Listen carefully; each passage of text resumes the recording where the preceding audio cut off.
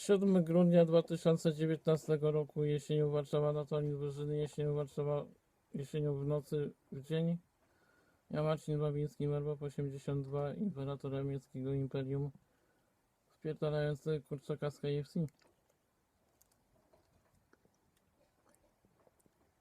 7th December 2019, Warsaw, Natolin, in 9 time, in atom time.